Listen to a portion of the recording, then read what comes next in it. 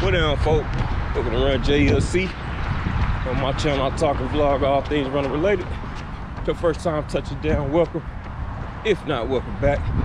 Either way, I appreciate y'all for running with the squad today. Want to do a little update or recap and just post race thoughts on the 5K that I ran on Father's Day. So let me complete this part of my run. I'm gonna check back with y'all. All right.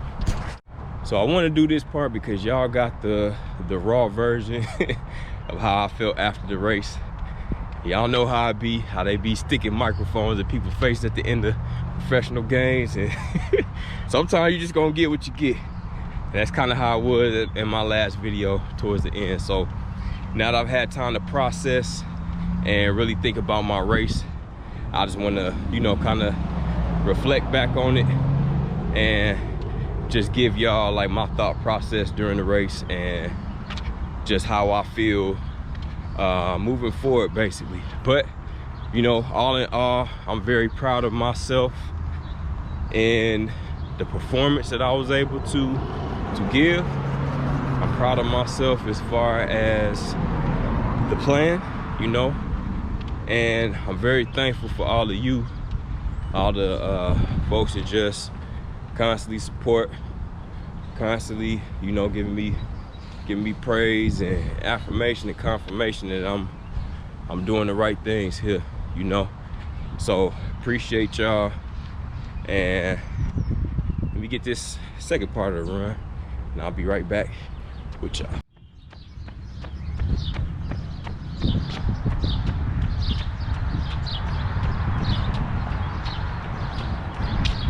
All right, so the race, y'all already seen the last video, so y'all knew what happened before, y'all know what happened before and after. So I just want to get right to the race. So as we starting, the humidity has ramped up a lot and I'm feeling it. They warning us about it, you know, it's gonna be at probably dangerous humidity. So, you know, they kind of made sure everybody was cool and mindful of that.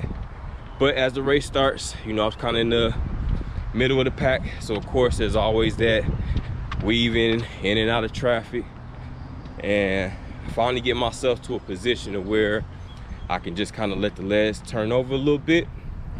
And you know, to my knowledge and feedback, I was running pretty damn fast, so let them pass up.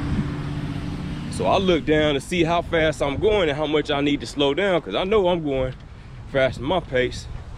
And I look down and I see 424. Now I'm doing this by kilometers, all right? So 424, and I know my pace has to be right at 4 minutes, and really just a little bit below 4 minutes. So I'm thinking, oh shit, I'm running this fast and I'm 25 seconds off pace. What the hell is about to happen today, right? So I immediately hit panic mode and I go into worrying and doubting, and right to my head just thinking like, I didn't train enough for this. You know, I should have did this in training, I should have did that in training. And then finally, I had to tell myself, shut the hell up. Kind of breathe a little bit, take some deep breaths, even while I'm running, in through the nose, out through the mouth. Relax, calm down. Let's gather ourselves real quick, all right? And I'm about to get back to this run. I'll finish this up.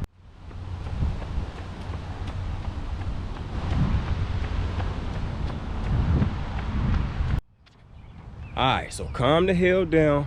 Do not look at your watch for about a good minute or two. That's what I had to tell myself, right? Calm down. Keep the pace that you're at. Fuck the watch, right? That's just what I had to tell myself. Apologize for the language, but just being honest with y'all. Finally look down. I see I'm right at 401. Whoo! Man, I needed that, right? It was still hard, but I just needed to know that I have a chance. And the best thing that happened to me was a little bit after that, getting that first pop-up split of a 4-minute flat kilometer. Oh my God. Thank you, Most High. Thank you, Most High. Now I know, all right, This is gonna be hard. I gotta work for this, but damn it, I got a chance. I'm right at where I need to be, right? My strategy was to go out 4 minutes, 4 minutes, 4 minutes. By the time I hit the 4th kilometer, if I got it, let's go. Let's start ramping up the pace. And I seen that first 4 minute hit, and it was like, all right, man, just give yourself a chance. That's all you asking for. Just give yourself a chance. All right, I gotta get back to this run. I'll be right back to this recap. All right, here we go.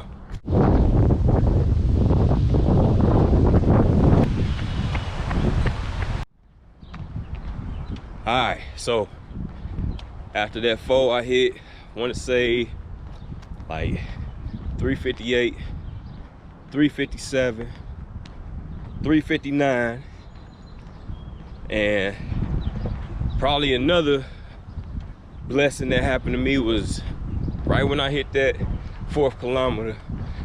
It was a young buck, probably like 13, 12, 13, passed me up. And I'm like, cool, I need you right now.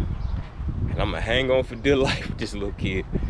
And that's exactly what I did. It wasn't gonna be no catching him because he was moving too fast. But it was definitely like, keep him in your sights and just stay somewhat close, right? Just make sure you can see Shorty and all will be well. He moving.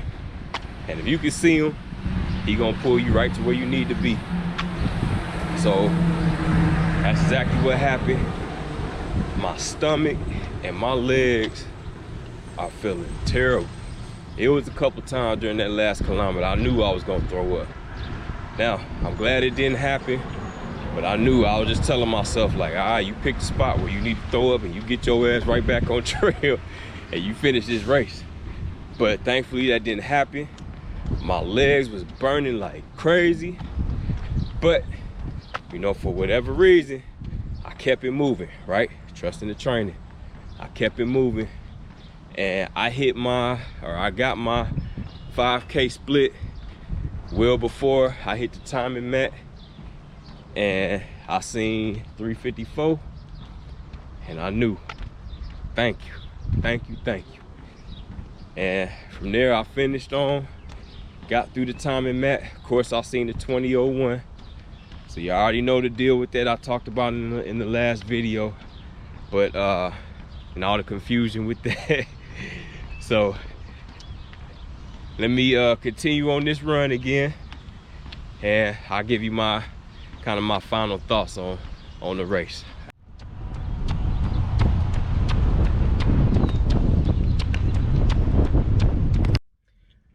All right, y'all. GoPro battery died. I didn't even realize the battery was low. It died on me. Had to get to work, so you know, washed up with the uniform on. I got a little break right now, so I still want to finish this video. But the 2 biggest things that I took out of this this whole process was first, trusting the plan. And that trusting the plan basically is the training plan, right? You do that knowing that things are not going to go perfect. As much as we put a plan together, or if you have a coach and that coach provides a plan for you, you look at it and you hope everything just falls in line and falls in place. It's not, right? And just know that it's not. But that doesn't stop you from putting in the effort that you need to put in to work the plan, right? I wish everything at home would have been conducive for me to do that. I wish everything at work and all other obligations I may have would have been conducive for me just to stick to the guns and hit every workout on the day I was supposed to hit every pace the way I was supposed to hit it. It just didn't work out that way, right? But that was no excuse for me to not put forth the effort that I needed to put forth. It's documented. Y'all know there was paces that I did not make in a lot of those workouts, right? And I still put forth the effort, knowing that if I at least put forth the effort, when it's time to go, I still did the work. You know, I still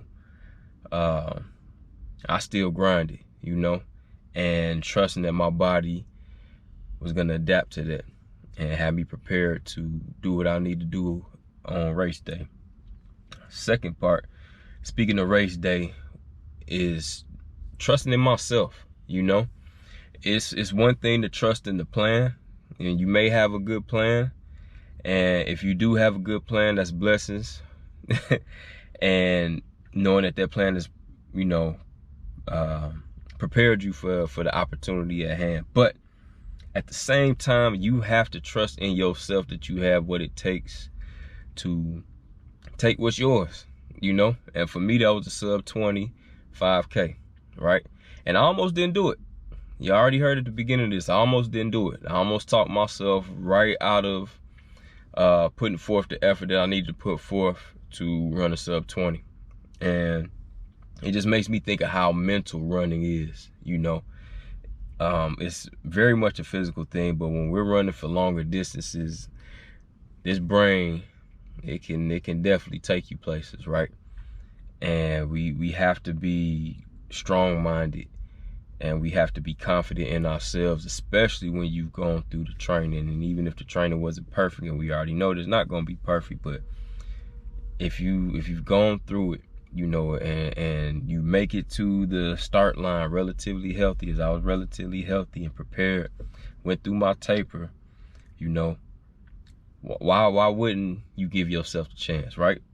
Why wouldn't I give myself a chance? And that pace felt fast as hell at the very beginning, but I still know that I trained for it, and I had to trust in myself and trust in my body that I was going to be able to perform to the level that I prepared myself to perform at, right? So trusting in the plan and trusting in yourself, those were the biggest takes for me, and I'm glad I did so.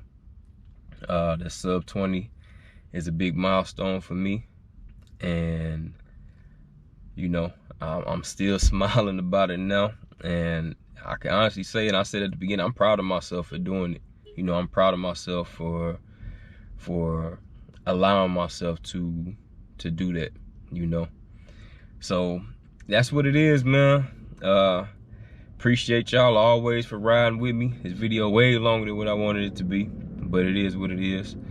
But as always, man, until the next one, y'all be blessed. Y'all be great. I'm gonna do what I do to be great, but for now, I'm out, y'all. Peace.